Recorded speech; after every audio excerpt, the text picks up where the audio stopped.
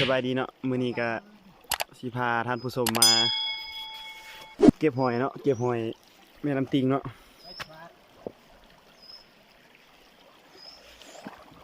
ซึ่งจะมีน้อยมีหลายซำใดเนาะเฮาไปรับชมนำกันเลยเนาะ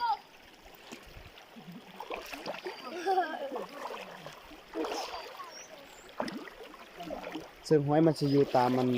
ห้องก้อนหินนี่เนาะ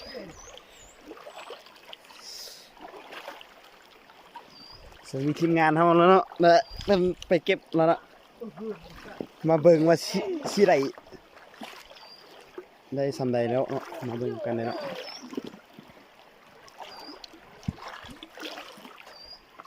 กินปลาบ่กินปลาน้อย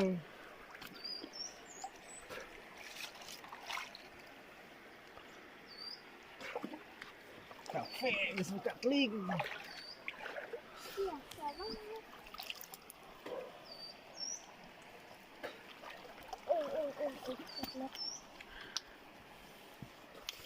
กินหอยจ้อย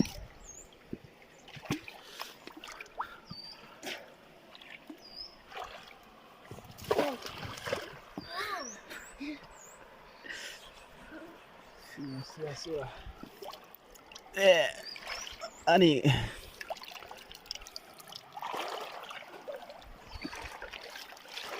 คือเอามาเบิ่งไม่หอยนะหอยน้อยหอยน้อยหอยใหญ่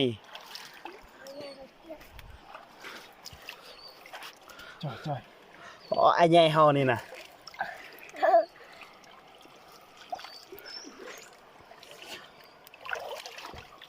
โยมเด็กนี่เพื่อนกัดนี่ใช่เอาเพื่อนก็เพื่อนก็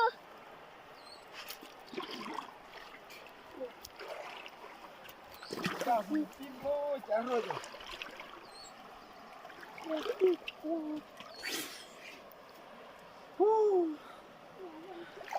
หลายๆแล้วบ่หอยนะตามนี้นี่หอยนะเบิ่งนี่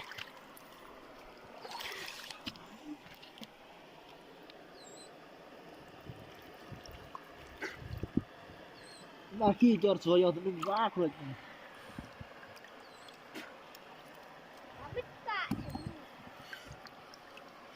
มึงยังจะกินปลาวะไม่ได้กินปลา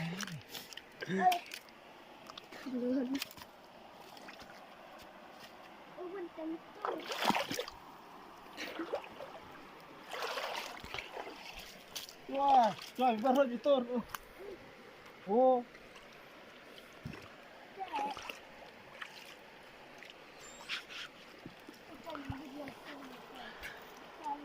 ซึ่งตอนนี้เฮาก็ยังบ่ได้เนาะถ้ารุ่นเอานำทีมงานเฮาเนาะเบิ่งว่าสิได้น้อยหลายซำใด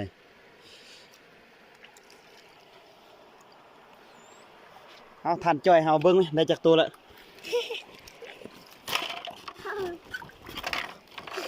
ท่านจ้อยเฮายังบ่ได้จักตัวเลยเนาะ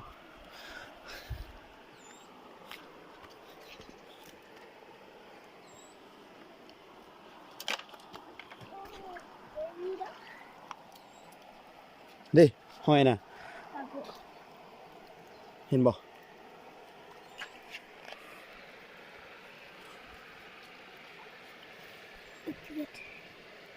เอาไหม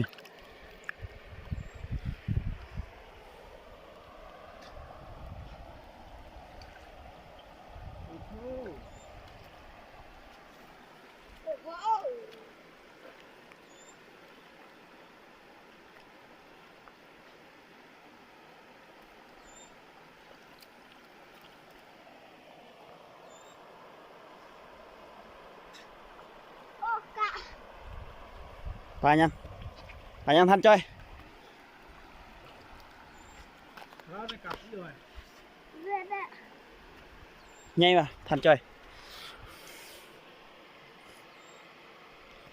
โอ้จะบวชจีพ่อ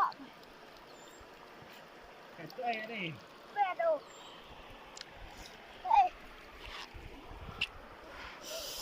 สิพาท่านผู้ชมไปเบิ่งสองตัวหอยเนาะ กลับด้วยกลับ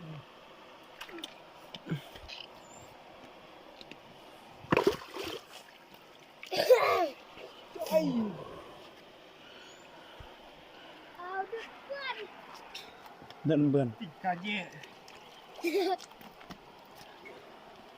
เรื่องกาจ่อยจ่อย กลับไปย่อย มาเสือเราเลย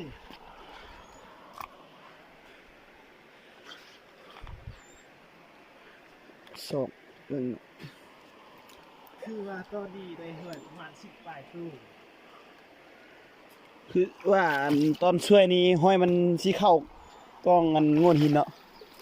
อาจสิเป็นช่วงค่ำๆเนาะมันสิออกมาหากินเนาะตอนนี้ถือว่าเฮายังบ่ได้เลยเนาะได้ก็ประมาณ 4-5 ตัวนึงบ่เฮ้ย ปลายตู้ นี่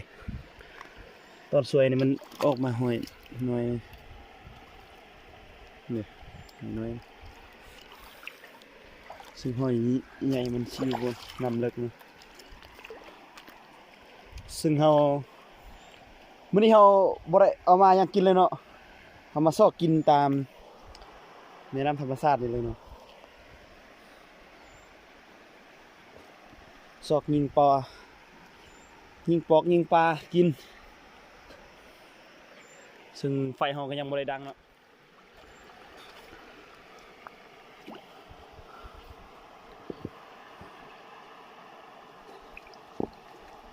ส้ม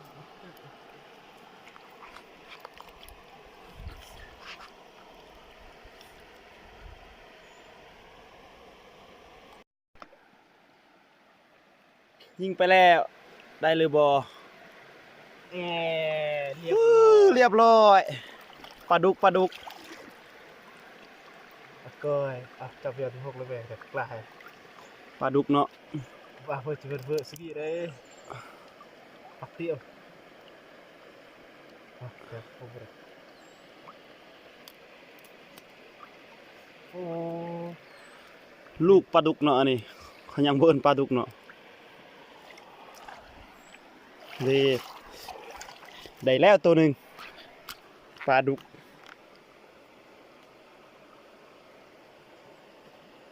โอเคเรามาเบิ่งกันต่อ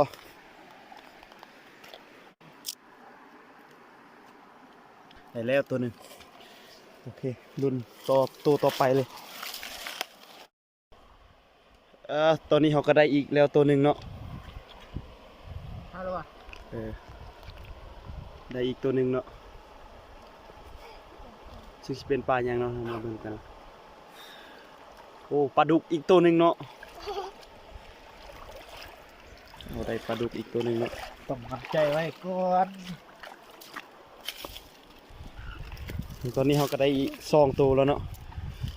เป็น2ตัวนี้ตัวนี้ใหญ่กว่าตัวเมื่อกี้เนี่ย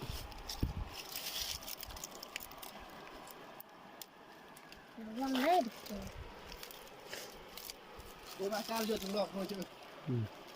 ชอบสมัคร ได้2ตัวแล้ว เข้าวันนี้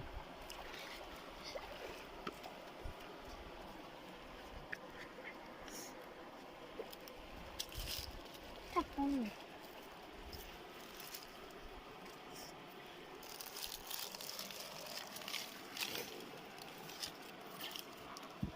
ไหนนำกันนำขึ้นสวัสดเลยดอกในแห่งสวัสดปงเป็นลา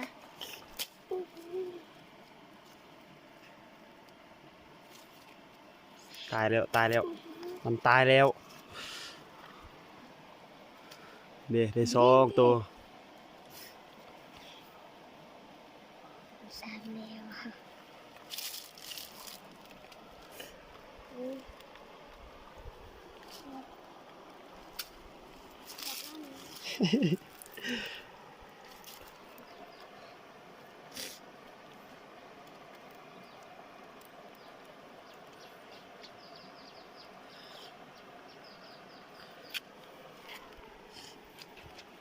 เสียบน้ำหน่อย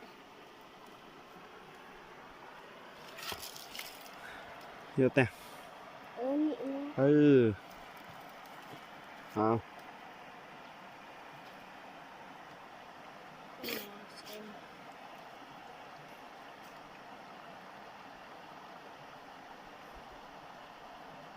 โอเค อืม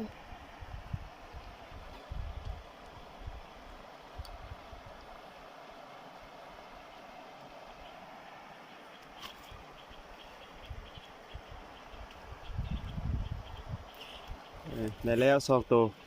ซึ่งเป็นปลาดุกเนาะปลาดุกแม่น้ำธรรมชาตินะแม่น้ำปิงเนาะ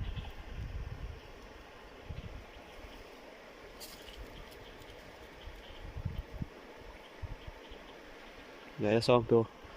เอามาเบิ่งอีกว่าสิได้อีกจักตัว สี่ตัว วันนี้เราก็สิมาปิ้งนะปิ้งปลาที่เราได้เมื่อกี้นี้กินเนาะนี่ปลาได้2ตัวแล้วก็ได้เพิ่มอีกตัวหนึงเป็น3ตัว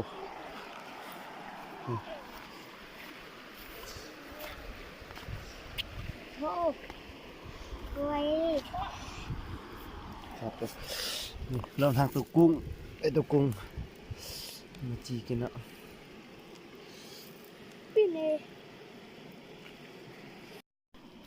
เดี๋ยว3ตัวเราสิมาปิ้งกินข้าวสวยเนาะตอนนี้ก็ประมาณ1 โมงปลาย2 โมงนี่แหละประมาณนั้นแหละเราสิมาปิ้งปลากินก่อน สมาธิอีกเยอะกับกินอ่ะกินแล้วปิ้งลวกกินคนที่เก่ง อันนี้ก็ทีมงานเขาเนาะ2 ทาน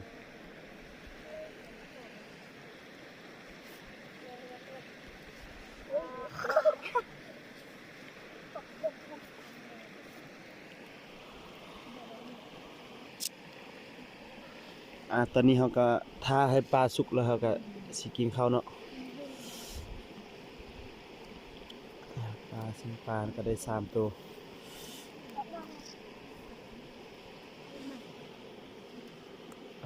เขาสิตัดตอนเขากินข้าวเลยเนาะตัดไปตอนที่เขากินข้าวเลยเนาะตอนนี้เขาก็เริ่มกินข้าวแล้วเนาะ เขาบุ้งมีเจียว กินแต่ปลาปิงอะ3 ตัวฮะมื้อนี้ถือว่าบ่ได้เนาะมื้อนี้ถือว่าบ่ได้เนาะ3 ตัวนี่ถือว่าบ่ได้เนาะถ้าเทียบกับซุมื้อนี่วันนี้ก็ไปเนาะวันนี้ได้ประมาณ2 โลปลายแต่ว่ามื้อนี้บ่ได้คลิปวิดีโอนี้ก็สิขอพอสำนี้เนาะหากได้เบิ่งแล้วก็อย่าลืมกดไลค์กด Subscribe ให้ได้เด้อ